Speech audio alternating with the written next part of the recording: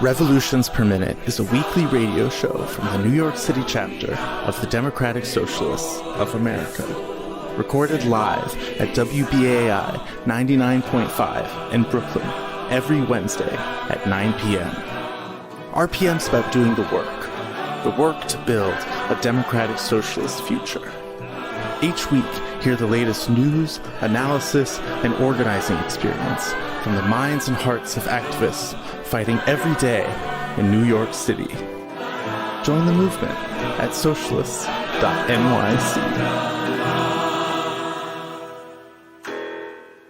Yo, what's good, New York? This is Jack Devine, he, him pronouns, and you are listening to Revolutions Per Minute, live on WBAI 99.5 FM. We're a socialist radio show and podcast for members of the New York City Democratic Socialists of America. DSA is the largest socialist organization in the United States, with more than 85,000 members nationwide. And NYC DSA is its biggest chapter. We are run by our 7,000 plus members and organizers who are working together to build democratic socialism in all 5 boroughs. In this age of relentless corporate media propaganda, working class media institutions that are actually rooted in the socialist movement are crucial for the struggles ahead. Tonight, Marian Jones and Sarah Leonard join us to discuss their new socialist feminist publication, Lux Magazine. We'll hear about how Lux came about through organizing and why its socialist feminist analysis not only helps us understand the crises we're living through, but provides an intellectual framework to build a better world. But first, the headlines with Simone Norman. Only 34% of the city's supply of the COVID-19 vaccine has been used, with some having even been thrown away. After Mayor de Blasio put blame on the governor's strict eligibility rules, Cuomo announced that Phase 1B, which includes patients age 75 and over, as well as education workers, first responders, public transit workers, and safety workers, will begin today. Several of the factors for the slow rollout cited by de Blasio seem to contradict earlier statements from his own administration. The city will open 5 24-hour COVID vaccine sites as it scales up its vaccination operation. Overnight subway service will remain suspended despite calls from transit advocates and some elected officials to restore service in order to support the overnight vaccination effort. In response to the January 6th Capitol riot, NYC DSA organized a protest of several thousand that marched from the Barclays Center to Chuck Schumer's house. A participant in the Capitol riot was identified as Aaron Mostofsky, the son of Brooklyn Supreme Court Judge Shlomo Mostofsky and brother of Brooklyn Conservative Party figurehead Nachman Mostofsky. A coalition made up of NYC DSA, unions, and other progressive organizations in New York State formally launched a campaign to pass the Invest in Our New York Act, a package of 6 bills designed to raise over $50 billion in revenue by taxing the rich. Democratic control of the U.S. Senate will likely result in an increase of federal aid to states, and Cuomo has made statements suggesting he's rethinking his approach to the 2021 budget as a result. A limited pilot project in Brownsville pulled NYPD cops from their posts and replaced them with community-led violence interrupter groups. The city's Department of Health has partnered with chain pharmacies in neighborhoods seriously affected by fentanyl overdoses to provide free naloxone over the counter. Governor Cuomo announced plans to legalize recreational marijuana use in 2021, just as he announced plans to do so in 2020 and 2019. Ross Barkan covered the ambitions of the new class of socialist and progressive state legislators in 2021. The legal aid attorneys at Queens Defenders announced a plan to unionize, following a trend in public defenders' offices around the city. Management has been hostile so far. Finally, NYPD Commissioner DeMott Shea has tested positive for COVID-19. In election news, State Senator Brian Benjamin's comptroller campaign will return almost $6,000 of donations after a report revealed that several of his listed donors never recalled donating money.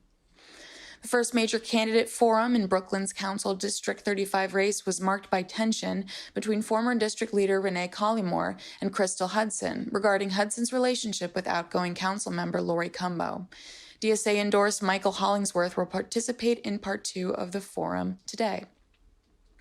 Ahead of announcing his mayoral campaign, Andrew Yang is facing questions about his decision to leave the city during the spring COVID-19 outbreak. And finally, 9 Democratic candidates for mayor attended an online forum hosted by Uptown Community Democrats. Our headlines are brought to you by The Thorn, an incredible weekly newsletter by NYC DSA Electoral Working Group, covering local politics and radical activism. Subscribe at thethorn.nyc. So tonight's show, we are bringing on 2 of our fellow comrades in the struggle for working class media institutions.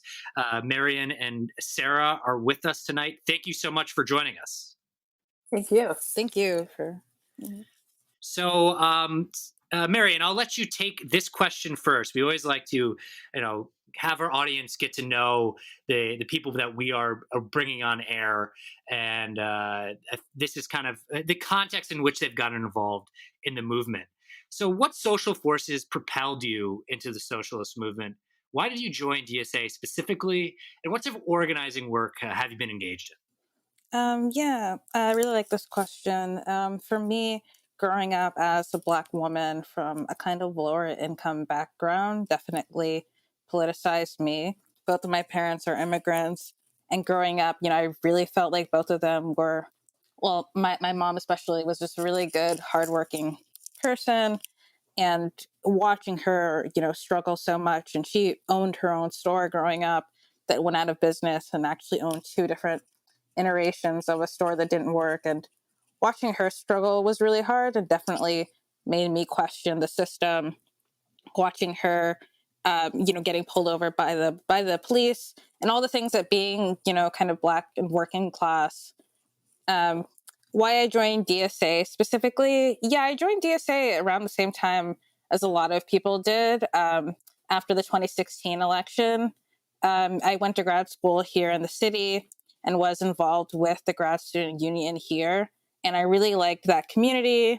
I really liked working with other like-minded people. And after I finished school, I wanted to join another organization to keep organizing with people and working. So I joined NYC DSA.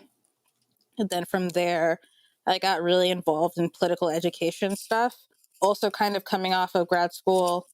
And from there, I met Sarah, one of the first people I met in DSA, who was doing the Intro to Soc Fem reading group.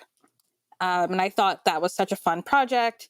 I remember I went to all the sessions and just talked more than anyone because I was so excited just to be in an environment to talk about these ideas.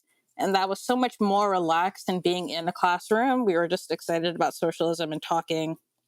And from then, I went on to do a bunch of political education stuff in the Socialist Feminist working group here in our chapter that I'm really proud of. So that's my background.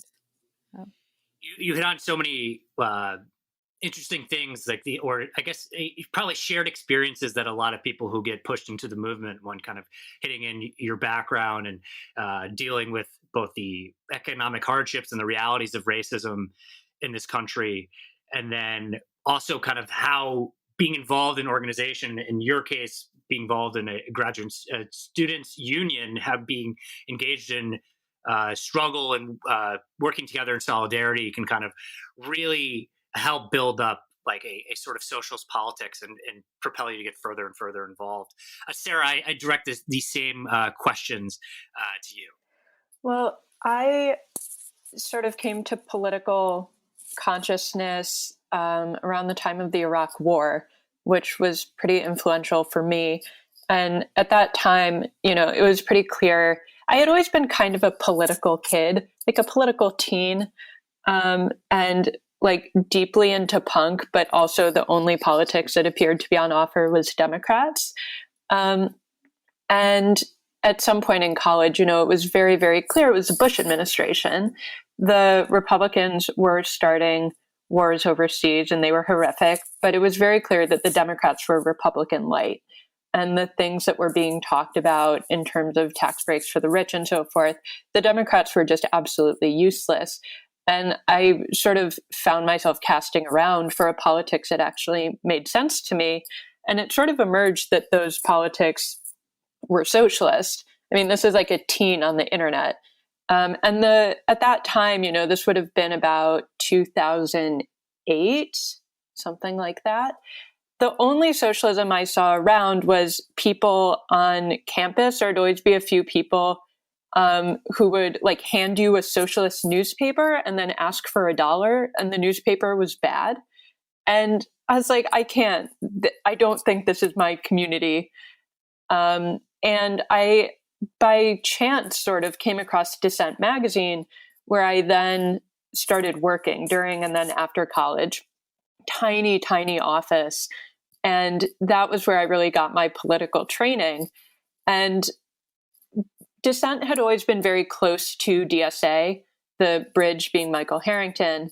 And so I, at some point, joined DSA, but that was still the time when DSA was very, very small and much, much less active than it is now. And there wasn't actually a lot to do because there wasn't really a critical mass of people. And that all changed starting with Occupy. And, you know, I was part of Occupy along with many, many other New Yorkers. And that was when it started to feel like there might be a rising and coherent left in this country. And we weren't just keeping the flame of socialism, but there was actually an opening for socialism. And so since then, I've been involved in different, often sort of the media side of different political projects. I worked on the Occupy Gazette, for example, because all the mainstream media demonized Occupy, and we wanted to show Occupy to the world and to itself as the real force that it was, with a sort of diversity of ideas and approaches. And I could talk more about media work, but these days, you know, I worked on political education in DSA, which was so exciting because so many new people joined. I was like, okay, here's something I can do.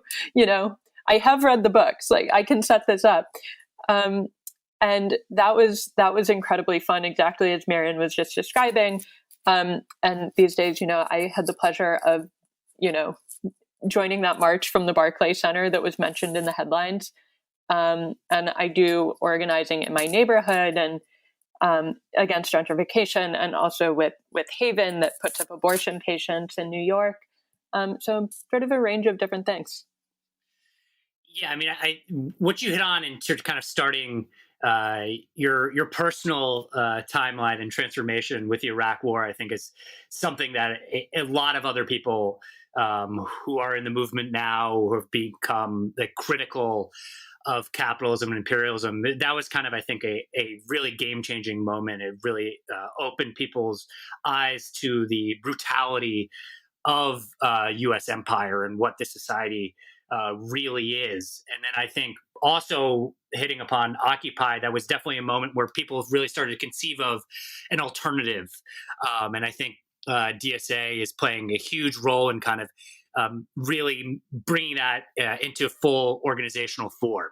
This socialist politics that has appealed to you for a long time, but is now this organization is really, really building up its numbers and size, as you mentioned. And I think, and something that both of you mentioned is political education. And that was a really crucial way to kind of pull me further into the movement, some of the first work that I did in NYC DSA as well. So it's always interesting and fun when stories overlap between me and our guests. I always enjoy that.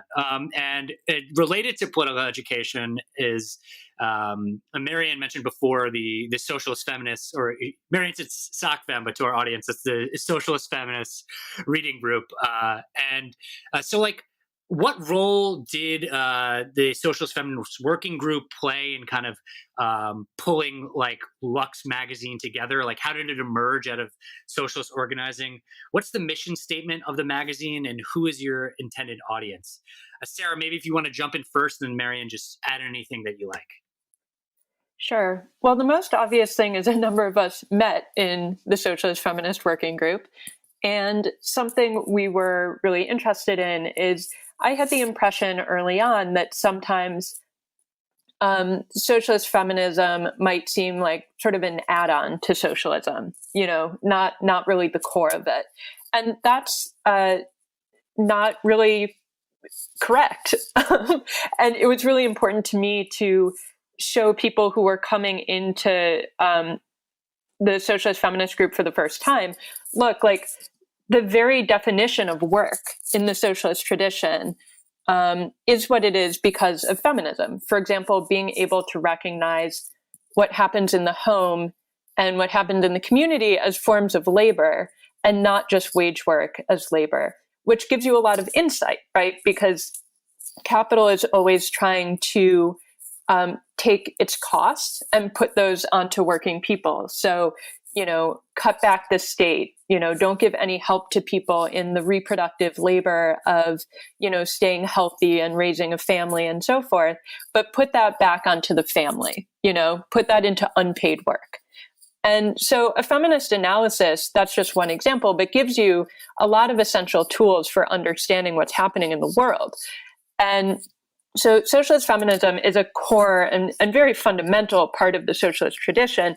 And all of those ideas and organizing history and so forth is a legacy that rightfully belongs to any socialist, any feminist, and has to be made visible and usable. Because since, maybe the 70s, when these ideas were prevalent, the books go out of print. The articles can't be found anymore. I mean, a lot of intellectual work on the left lives as long as the movement lives, as long as there are people using it and passing it around and talking about it. And when the movement is weak, as it was, until maybe a decade ago, or even less, that work falls away and it's not as visible and people don't know where to find it or how to relate to it, how to use it. And so a big part of the magazine is, how do we deliver this big legacy into the hands of people who can use it, which is us, our comrades. And, the flip side of that is the magazine reflects back, socialist feminists as a major constituency and part of the left. So that's just sort of a piece of it. But I think we want this both to be a useful tool within the movement that both, reports on what's happening and feeds stuff back into it that's useful, and to be a gateway for people to come into the left who think of themselves first and foremost as feminists. Yeah, I totally agree with all that. And I think SOC-Fem in a lot of ways, or the Socialist Feminist Working Group, I keep using jargon. The Socialist Feminist Working Group is a way for people, if you're a feminist and you're in New York City and want to get involved in DSA, you might use our working group as an entryway. The Socialist Feminist Working Group has never really operated in the same way that other working groups do, and that a working group will kind of be a clearinghouse for all these different campaigns. And what is a feminist campaign isn't necessarily an obvious one, because everything is a feminist issue in a way. The healthcare campaign existed in the Socialist Feminist Working Group for a long time. So now we've just taken up different causes that people who are often women-identified people, queer, gender, non-conforming, and non-binary people feel are important. That's become prison abolition, it's become abortion access. And the work of that working group has really been to push a feminist perspective within DSA by doing different, not so obviously feminist campaigns. And I feel like Lux is the same way in terms of being an entry point into the left, for being a space for people with these identities to write about and read about issues that are important to them. So that's another parallel I see between the working group and with our magazine. And maybe I should just throw in an explanation of our name, which is meant to sound like a classic women's magazine. It sounds like a luxury magazine, Lux, and actually is short for Rosa Luxemburg, who is one of the most creative revolutionary thinkers to ever work in the Marxist tradition.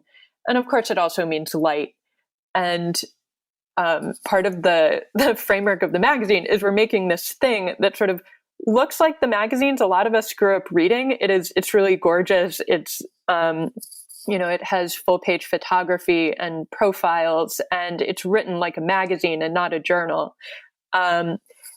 And it's really, really beautiful, but it's full of socialism.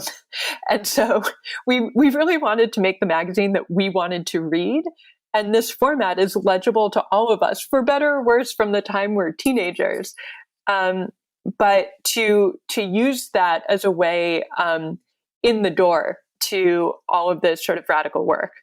I mean, socialism can and should be beautiful. So I think it's a perfect way to put together a magazine, and I'm really happy to see that you are kind of not in a kind of a bad way, but you're luring people in to Rosa Luxemburg thought, which we should all be engaging with all the time. I completely agree. One of the most critical and creative thinkers in the history of Marxism. But first, I just want to remind our listeners that you are tuning in to Revolutions Per Minute on listener-sponsored WBAI in New York City, broadcasting at 99.5 FM and streaming on your favorite podcast app. Today, we're talking about Lux Magazine, a new socialist feminist publication that is bringing together sex with class. And Marian, you were kind of hitting on this in your last answer, but I want to dive into this a little bit more. In what ways do the articles in the first issue of Lux kind of highlight the ongoing organizing work in the socialist movement? Why is it so crucial that a socialist feminist analysis informs not only the struggle for maybe what is often sort of marketed as women's issues like abortion rights, but also the fights to defund the NYPD or the fight for Medicare for all?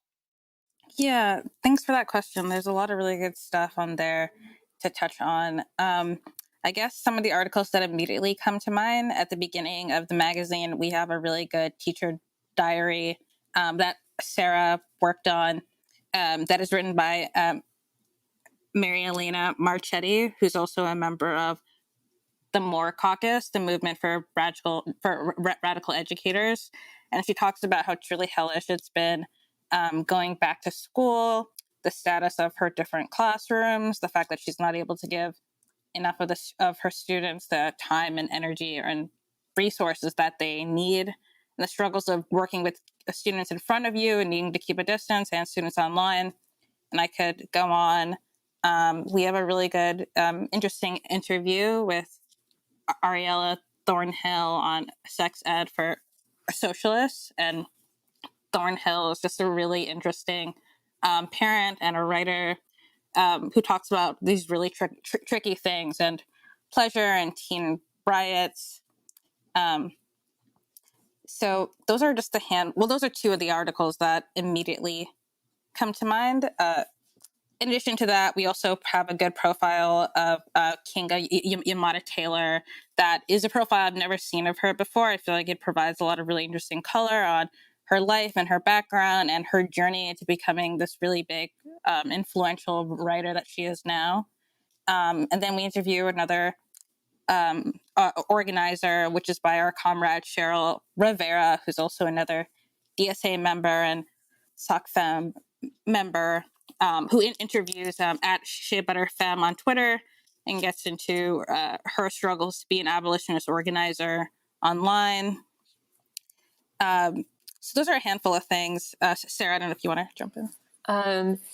Yeah, I mean, that's a lot of the good stuff. And I would mention, we have a piece on rape and reparations in Mexico, which is a story that is about a pretty ugly case or pair of cases in which two indigenous women were raped by soldiers.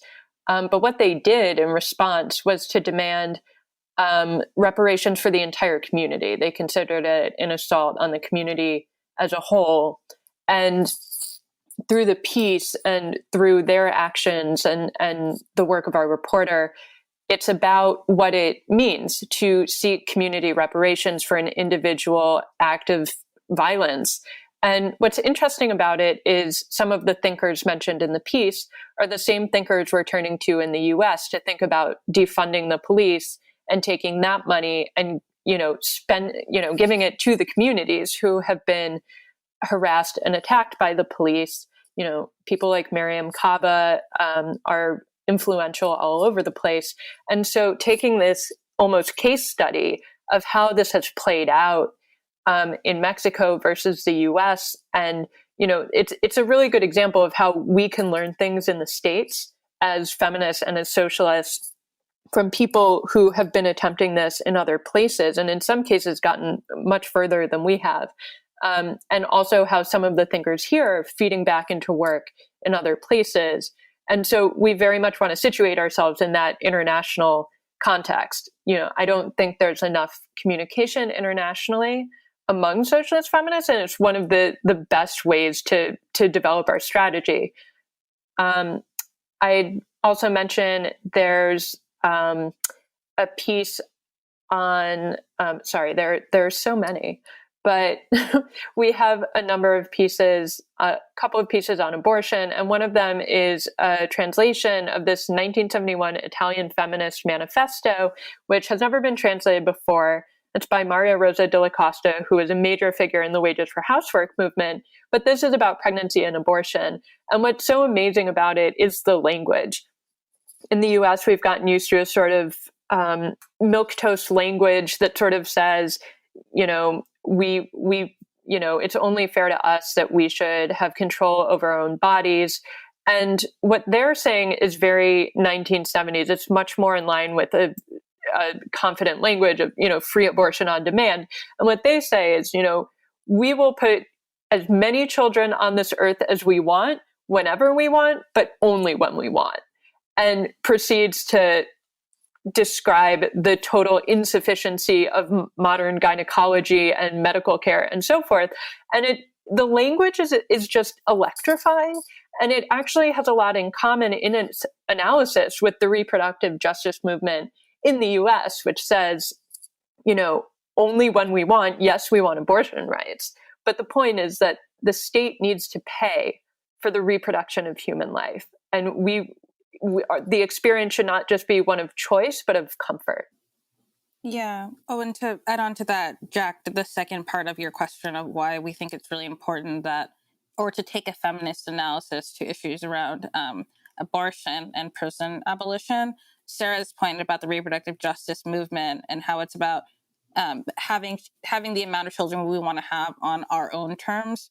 Why it's really important to have a socialist analysis to abortion specifically and not just a feminist analysis is because as socialists, we're able to recognize the way that gender, race, and class intersect, how people are able to become parents, and then connect that to having different access to abortion, the resources you need to affirmatively have a kid, who has the institutional support. In terms of race, we know that those things are very unequal. And why we think it's really important to have a feminist analysis to defund is that we know as feminists, women are impacted by violence in a lot of ways, police violence. Things like this Say Her Name campaign are really important because women, transgender, non-conforming people are killed and assaulted and victimized by the police as well. They're targeted in a lot of ways, and this becomes invisible. We hear about the statistics, but individual people don't often become the kind of the figures that a movement is kind of hung on top of. Not to mention, in the magazine, we do have, like Sarah mentioned, a few pieces on people who survive gender-based violence, and we know that the state doesn't protect survivors or punish, abusers, I guess. So those are two other ways we think our analysis is really important. Oh, and I just have to say, Marian has an incredible piece in the issue, which is about the public response to Vicky Osterweil's book, In Defense of Looting, is a really important perspective, given that the protests this summer were frequently demonized on the basis of, allowing looting or somehow, creating a situation in which there was looting, and this came under a lot of fire. And Marian has a pretty incredible piece on that. Yeah, I'm really excited about that. That book was such a good read and really important, and the way that Osterweil connects the history of slavery to private property, and watching liberal pundits try to take it apart and really just get so horrified that someone would defend looting at all. Sarah and I were having a really good conversation about this a couple of days ago about how anarchists, Vicky in particular, tends to be ahead of the curve and right in a lot of ways. and that the rest of us are kind of catching up. So I feel like that book is really important. I was happy to write something in why the critics are getting it wrong and what about it they're getting wrong. So I'm excited for that. It's always fun to talk about how the liberals are getting it wrong and critique them. And after hearing about all the incredible content that you have coming in this first issue, I kind of just want to hop off the air and read the magazine. But we've got another 25 minutes left in the show, and we want to keep it flowing to get as many people to check it out as possible. And I just. We're actually gonna postpone. We were thinking about opening the phone lines halfway through the show, but I think the way this conversation is flowing, we'll save that for the last 10 minutes or so. But I just want to remind our listeners that they are tuning in to Revolutions Per Minute on listener-sponsored WBAI in New York City, broadcasting at 99.5 FM and streaming on your favorite podcast app. Today, we're talking about Lux Magazine. We just had a really great summary of what's coming in the first issue, and I think there was a lot of really, really compelling things that you were sharing about how this approach that you're taking, which is really, really centering all of these working class women, and it also are really more broadly considered non-cis men. This perspective and how it needs to be placed at the center of socialist politics, and particularly because of the way that women and transgender people in general, the non-cis men, face a particular form of oppression. And I think it's undeniable that we need our working class media to be centering that. And that's something that we like to be doing on WBAI as a whole. This is a station that is about centering the voices of the most marginalized communities in this city, bringing them onto the air, talking to organizers who are engaged in struggle and building power. We want to be having media institutions that are rooted in the struggle. So please, if you can, become a WBAI buddy by going to WBAI.org and just making a monthly donation. Once you reach $25 throughout the year, you also become an eligible listener member to vote in the local station board's elections. This is another thing that makes BAI different than corporate media. If you're listening, or something that pretends that it's for the public, but is really dependent on Bill Gates donations like NPR. We have a democratic structure here. And when you become a donating member, you become part of the community and you become empowered to push forward change at the station. So please go to WBAI.org to become a buddy. And I just kind of build off what both of you were talking about in describing this upcoming issue, and there were so many compelling points there, and I think kind of especially around this notion of like not just having this defensive mechanism as feminists about bodily autonomy, but more kind of it's about power. It's about challenging the power of capital and the state to dictate the reproductive lives of women, and being able to, I love the line about it, being able to choose how many children you have, or if you have children at all, that this is an inherent right. It's about power.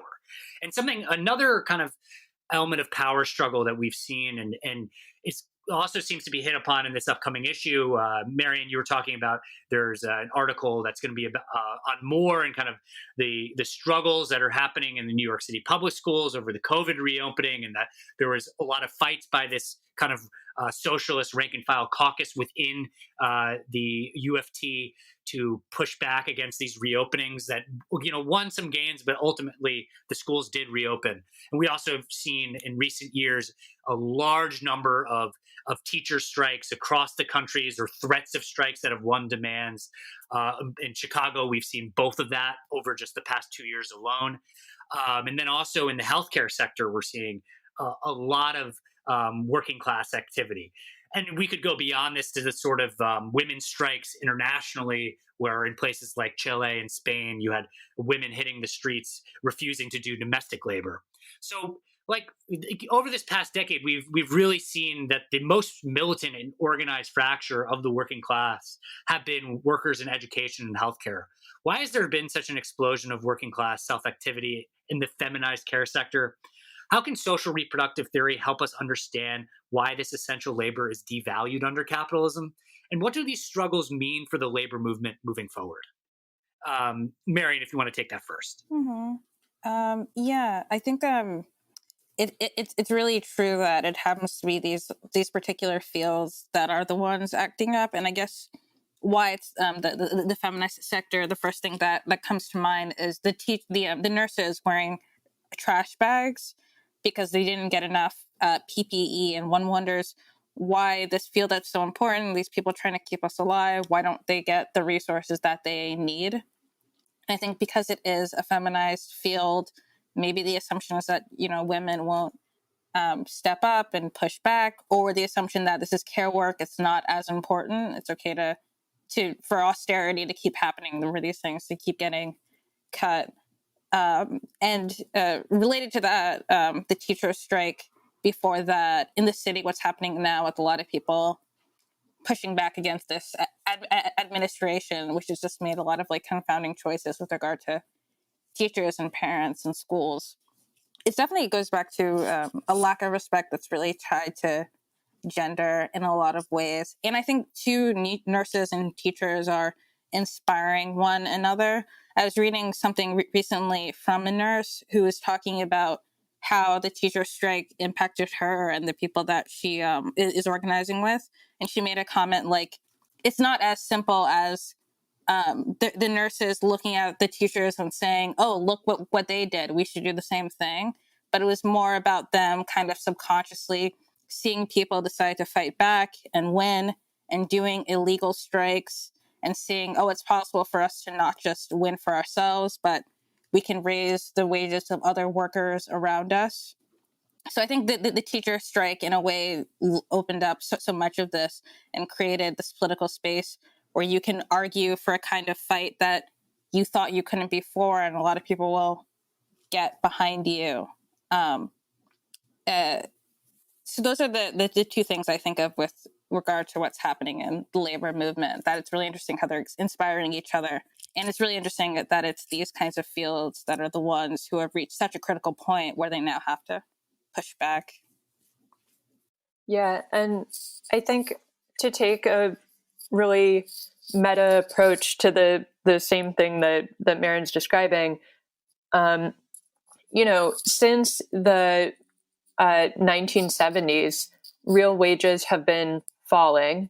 And typically, we've gone from the sort of ideal of the family wage, where the man goes out and earns a wage that covers a family, to the, two-earner household where both people are supposed to go and work for wages.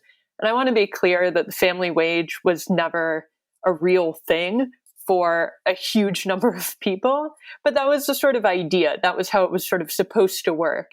Now everybody works, one, if not more jobs, and the same amount of care work that was being done before has to be done now.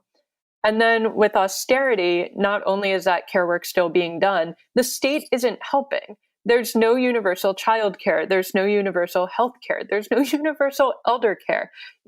Everybody takes care of these things themselves, and it's disproportionately women who do that work. And everybody is working for wages all the time, often with unpredictable schedules and for way too little money.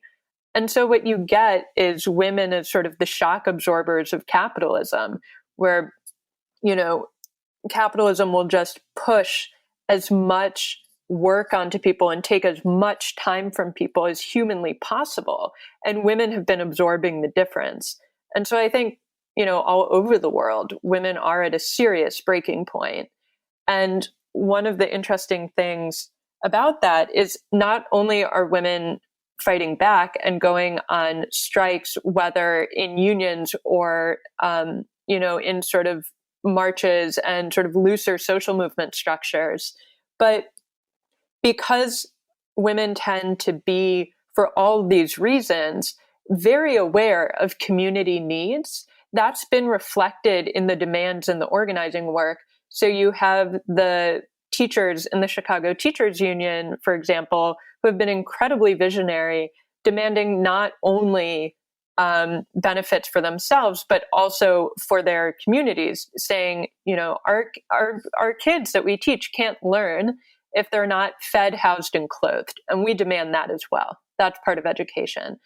And so I think when you see so many women and non-binary and queer folks at the forefront of all of these movements, one part of it is, they have a real recognition of what the community needs are and how interrelated they are.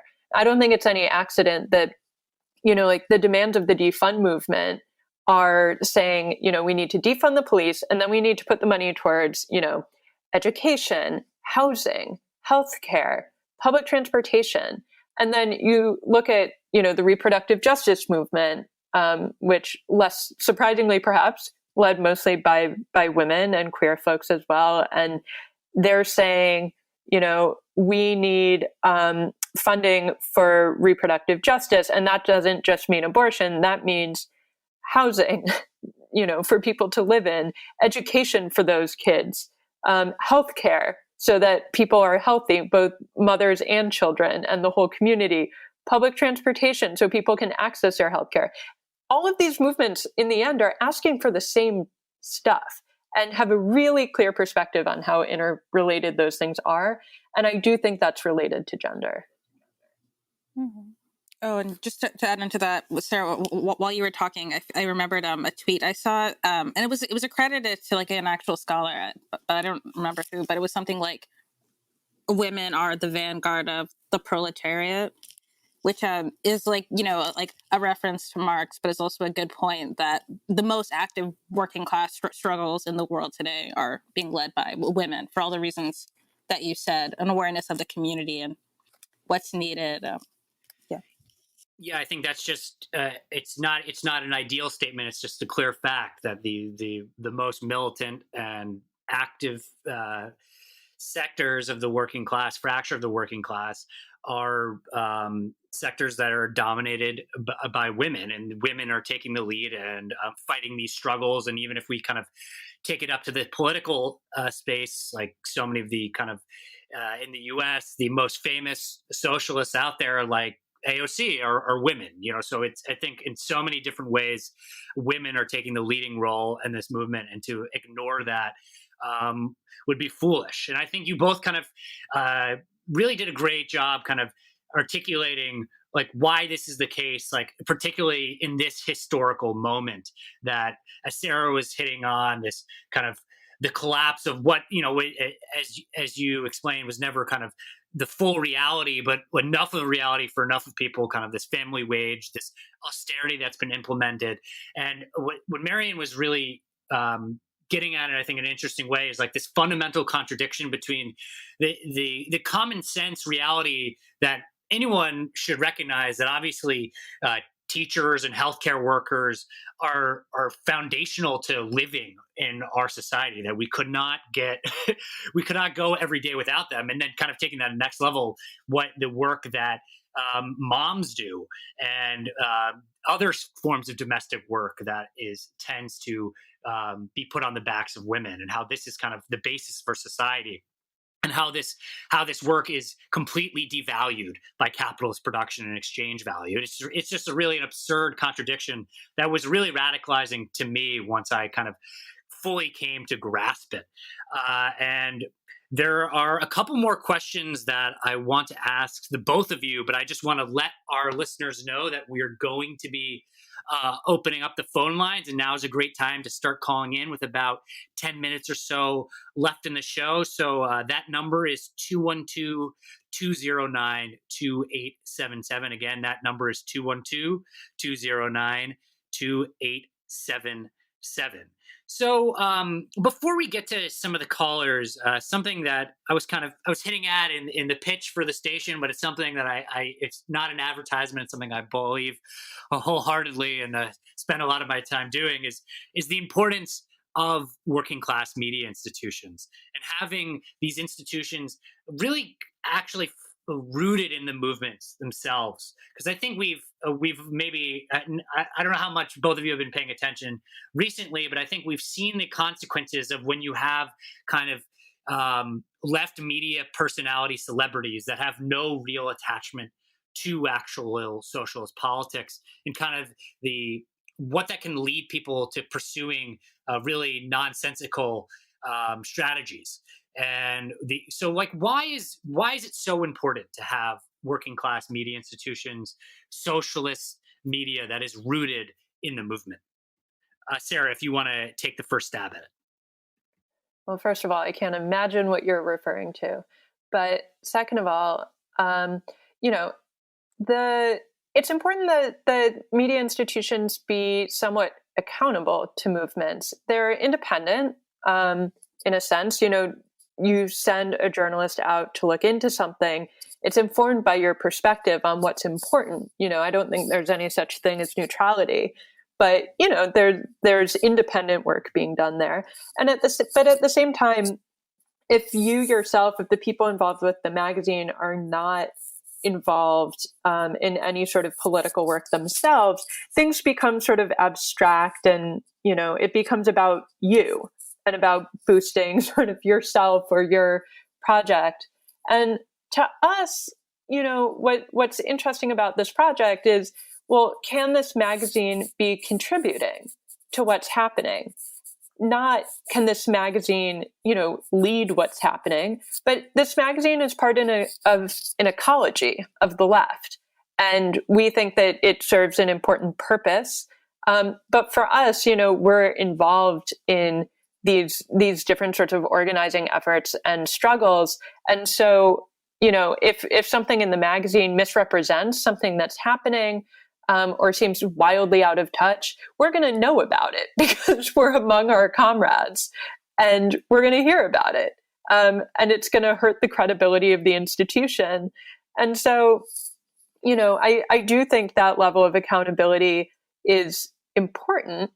I think the most interesting left thinkers have always been simultaneously involved in organizing, in doing politics. And so those two things feed back and forth to each other, and you can't do one without the other. You can't always be organizing and never take a moment to think, and you can't only be theorizing in your head and not testing it in the real world. You must have both. Otherwise things, float off into the stratosphere. Yeah, I think Sarah just put it so well. I absolutely agree. And I think, when I do see kind of people who think of themselves as being a part of the left adopting ideas that I think are counterproductive or are tactics I don't agree with, at times it's because when you are a media person under capitalism and it's your job and it's your way to survive, you might get captured by a capitalist kind of logic of needing to get likes and clicks and making a spectacle, and your goal becomes to promote yourself and grow your following, as opposed to actually winning political projects, because you become your own brand and your own project. And I think with Lux, the fact that for us it's really an organizing project too. We've definitely talked about different ways that we want to build community, that we want to do reading groups. We've talked about organizing a capital reading group, possibly reading groups where we read the magazine, or we have a lot of fun, good things to come that are also going to be about community. But and I think for example, us on the editorial collective, we do it as a labor of love, which is a fraught term. Our writers do get paid though, so I think those are some of the ways that we're kind of resisting being co-opted and being captured by capitalist logics that kind of capture other left media projects. Yeah, and I think the fact that both of you are engaged in organizing, what Sarah was emphasizing, it's the only way to kind of escape. And Marian, you were talking about this logic of capitalism. The only way to fight back against the imperative of competitive accumulation is working class organization, and I think media is no different in that regard. And we do have at least one caller on the line that I want to get to, and I just want to remind our other listeners, again, that number is 212-209-2877. So we got a caller on the line. You are live on Revolutions Per Minute on WBAI. What's your name and what's your comment and or question? Yeah, my name's Hammer. I'm from Queens.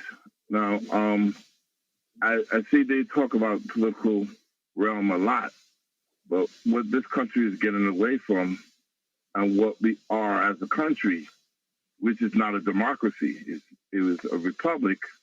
You know, Article 4, Section 4 of the Constitution make that clear. So when you're fighting something and you are led another way, that's a democracy, this is where you think that the president has all the power, which in a republic, nobody has. What the founding fathers were scared about was a man leading another man. I mean, if you read the Federalist Papers, they would tell you that a man cannot lead another man. So the thing being is for them to say, okay, what happened in the Capitol, oh, it was a coup. How can it be a coup when we don't have a democracy? It's impossible to overthrow because you overthrow and take over the presidency. And we have the Electoral College. So the thing being is, I don't understand why everybody keep on saying it's a democracy when, and this is the problem we have, and this is the division we have. We're not educated enough and to see that we're in a free country, okay, and the Nancy Pelosi, Donald Trump, that are public servants. So if they're a public servant, how can you make a coup against a public servant? It's impossible. So this is why these other groups are taking everything away from what country we are. You know, it has nothing to do. I mean, everybody should have a constitution. They should know what the Constitution says. They should know. I appreciate the call in.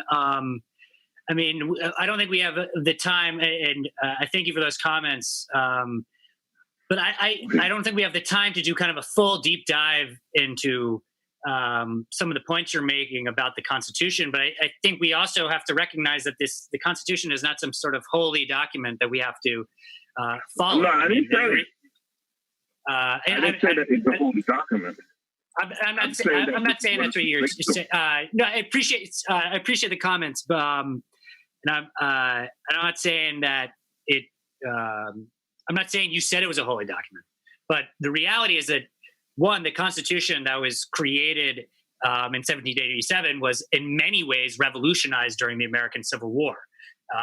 The class that dominated American society from the quote unquote founding until the Civil War, the master class, the slave power, however you want to describe them, were overthrown in the national government. And the construction of the Constitution was shifted in that moment. And it's again been changed through various other struggles like the Civil Rights Movement. But I also don't think we should, constrain our political thinking along those lines. We only have about a minute left. If there's another call on the line, I want to give them a chance for a brief 30-second comment or so. Max, do you have anyone else? Or we got nobody, so I do want to give our guests a chance to wrap things up. I appreciate that last call, and I think that's a subject matter that we may be covering in the future. Central Brooklyn will be at Political Education. We're actually doing a session on the Constitution and why it's bad in February.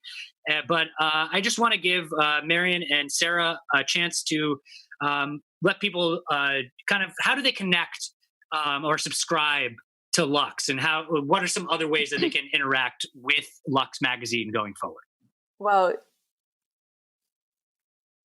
which one of us would you like to take that? Sarah, just jump in. We can't self-organize because we can't see each other. So you can go to lux-magazine.com, and you can follow us on Twitter at ReadLux. And that's ReadLux, where our beloved comrade Cheryl Rivera is secretly, now not secretly, behind our Twitter account, being extremely funny. And something I just want to say about the magazine as we sign off is one of the premises of it is that our whole politics is constituted to go after a good life and for pleasure to be accessible to all. And that having our eye on not just survival, but on pleasure is actually more ambitious in a lot of ways. And so we talk a lot about like, what does that mean to us? What do we mean when we talk about the good life that we want, and not just clawing back a little bit of that which is our due, but what would make for a beautiful and fulfilling life. And so trying not just to, own the libs or whatever, but actually put forward an image of the world we're going for. And there's a lot in the magazine that's dealing with that. I think that's a really beautiful way to put together a magazine and kind of not just focus on the critique of capitalism and imperialism, but kind of the alternative good life, as you say, that we want to be fighting for. Marian, do you have any final comments? We got to get off within the minute, but I just want to give you a chance for the final word. Thanks again, Jack. Just to reiterate what Sarah said, please check out our Twitter account. We're really responsive there. Please subscribe to the magazine. It's really the most beautiful magazine I've ever seen. I'm not exaggerating or saying that because I'm a part of it, but our graphic designers, Sharanya and Chloe Sheffy, are really talented. They really made a beautiful thing. And I think people who do subscribe will be really happy. It's $20 for the digital only, $50 for the special launch subscription, where you also get a tote bag and a copy of our Quarantine, which is a quarantine zine, which shows about how some of our comrades have been trying to survive the quarantine. And then all the great articles we talked about and beautiful art and good ideas. So, well, I'm really looking forward to the first issue, and I just want to thank you both so much for coming on to Revolutions Per Minute. We will be back next week live at 9 p.m. Wednesday nights on WBAI. This has been Jack Devine for Revolutions Per Minute, and we will see you out in the streets.